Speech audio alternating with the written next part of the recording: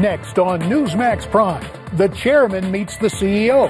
Republican Party Chairman Reince Priebus pays a visit to Donald Trump, and the Donald delivers. Then one source of strife between Jeb Bush and Donald Trump is that at times they literally do not speak the same language. Our political panel will discuss. Plus, making the case for Carly. Carly Fiorina has made the cut for the second GOP debate. We'll hear from one of her top supporters. Newsmax Prime starts now.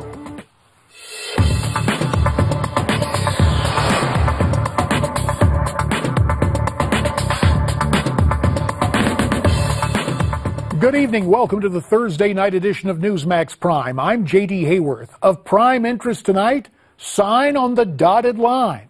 Republican National Committee Chairman Reince Priebus is a man on a mission. He wants all the GOP presidential candidates to sign a loyalty oath pledging to support the eventual Republican nominee, whomever that may be. Of course, Donald Trump was the real target of this initiative because prior to this afternoon, he was reluctant to pull the plug on a possible independent campaign should he fail to get the GOP nod. But that is all now changed. Here's the political version of show and tell from the Trump Tower in New York City.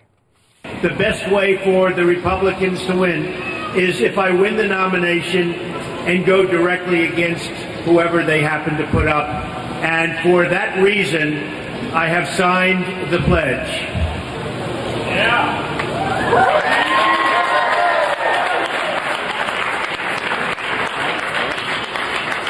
So I will be totally pledging my allegiance to the Republican Party and the conservative principles for which it stands, and we will go out and we will fight hard and we will win. We will win. And most importantly, we will make our country great again, because that's what it's all about. For more on this story, we're pleased to be joined by Brad Blakeman, Republican strategist and Georgetown University professor, who comes to us via Skype from Washington. Meantime, Skyping in from New York City, the former Lieutenant Governor of New York, Betsy McCaughey, and from Newsmax New York, our own Rick Ungar, co-host of the Daily Wrap here on Newsmax TV. Betsy, we'll begin with you. What's your reaction to Trump's announcement? Did he do the right thing? Statesmen don't pledge loyalty to a political party. Winston Churchill changed parties 3 times, and he was a great statesman and a great patriot. The fact is that no politician, and I'm not just singling out Trump, none of these candidates should pledge their loyalty to a party. They should pledge their loyalty to their nation, to its Constitution, to our armed services. But I find it tawdry and shameful that the focus would be on pledging allegiance to a political party. Well, Brad, we hear what Betsy has to say. What's your take? Well, you have to be selected by the party before you're elected by the people. And we have a 2-party system. You're free to choose to be an independent if you so choose. You'll never get elected. But in our system of government, right now, we have a robust 2-party system. And I would, as a Republican, I want a Republican nominated who then gets to be elected by the people. But yes, you must be loyal to a party before you're presented to the people. That's how our system works. Rick Ungar, you were there today, so you saw the Donald deliver this pledge in person, sign it right there and show it off. How do you see Trump's move? Well, it was interesting. I think the most relevant question he answered was whether or not Reince Priebus had promised him anything in exchange for signing the pledge. He said that he had received no promises for anything. So he seems to be leaving himself very little room to find a way to get out of the pledge in case he loses the nomination. That said, the rules tend to be a little bit different for Trump, so we're going to have to wait and see what happens if it doesn't go his way. You sound a little skeptical, but we'll note that. He signed the document. Betsy's got a problem with the whole notion of a loyalty oath, but we appreciate... Well, look, I do. Yep. I'm a Republican. I've run as a Republican. I believe in the Republican Party and its principles, but I would never put a party above my loyalty, my allegiance to my nation, my flag, my Constitution, the people who defend us on the battlefield. There's just something unseemly about elevating partisan loyalty to that level. So where does the blame, just one follow-up, Betsy, where does the blame lie? With the Donald signing it or Reince Priebus for offering it to all the candidates? I like Reince Priebus very much, but I don't think that signing a loyalty oath should be part of running for political office, except loyalty to your country, your Constitution, your public. That's where the loyalty belongs. I didn't see people sign it, but Ronald Reagan offered the 11th commandment, thou shalt not speak ill of a fellow Republican. I'm a big Reagan fan. I understand that. I'm offering that as a transition because I got something else we have to discuss, and that is what the Donald had to say about Ben Carson. In a recent interview, Trump said Dr. Carson could not handle the presidency with the only job-creating experience he had extending to, quote, a nurse or maybe two. Brad Blakeman, the Donald, seems to have an insult for everybody. He certainly does. He's an equal opportunity bully. And like a schoolyard bully, if you give him your lunch money, you're dead. And right now he's going after Jeb Bush, and I'm glad that Jeb Bush is standing up to him.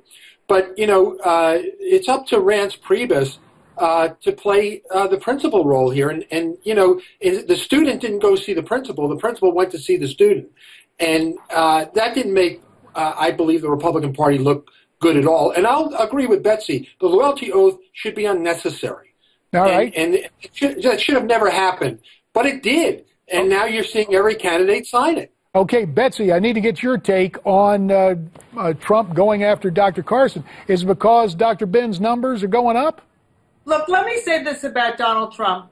He does play the game a little differently, but I like it because he has excited Americans about this race. Many more people are talking about it, watching the debates, discussing it. And for that alone, the Republican Party should be deeply indebted to Donald Trump, and they shouldn't be forcing him to sign anything. They should be thanking him. All right. Former Vice President Dick Cheney was on Newsmax TV last night discussing the ongoing email scandal surrounding Hillary Clinton. Let's listen to what the former vice president had to say. In those senior positions in the government, as vice president, as secretary of state, secretary of defense, they deal all the time with highly classified information. And the notion that somehow you've got a server out there someplace that's not even in a secure environment, then the possibility of shipping classified material in the form of emails is very, very serious. In the government, we take that kind of problem very, very seriously, and she has to too. So, Rick, this ongoing Servergate problem for Hillary, your take on that? Well, as you know, J.D., I've found it to be a very big problem, and we have a long way to go until we see how this resolves. I do have to say, though, that I'm a little bit uncomfortable with the vice president, the ex-vice president, making his comments when we know that there were more than one highly placed official, one in the exact same job as Hillary Clinton, who did precisely the same thing. Why wasn't he upset then? I don't defend Hillary. She was wrong. But I think the comments were just inappropriate. He's got some concerns. There's one other concern I got to check on, and I'll go to you on this, Betsy. Apparently one of Clinton's aides, Brian Pagliano, may take the Fifth Amendment when he sits down in front of the Benghazi Committee. Oh, it's a very bad sign that things are starting to unravel for Mrs. Clinton, as they should. All right. Pleading the Fifth, that's a very bad sign. Brad Blakeman, you were talking earlier about Jeb Bush. You're pleased to see him take on Donald Trump. But Jeb saying to the press yesterday in Spanish that Trump is not a conservative, do you think that's going to win him friends and influence Republican voters? 20 seconds, Brad. Sure. I think it's incumbent upon Jeb, when he's sniped at, to fight back. And there's a long road to go before the nomination. And unless Jeb's willing to fight for it, he's not going to get it. Well, fighting is one thing, but speaking Spanish, is that going to resonate with the Republican voters? Absolutely. We have a huge tent, and we need Hispanics, we need minorities, we need Asians, we need everybody, and every vote counts. And he should not be ashamed for speaking Spanish. that's an asset. All right, we'll see if the voters see it that way. Brad Blakeman and Betsy McCaughey and Rick Ungar, you have our thanks. Wow, quite a spirited discussion. And there's more to come. So you stay with us here on Newsmax Prime.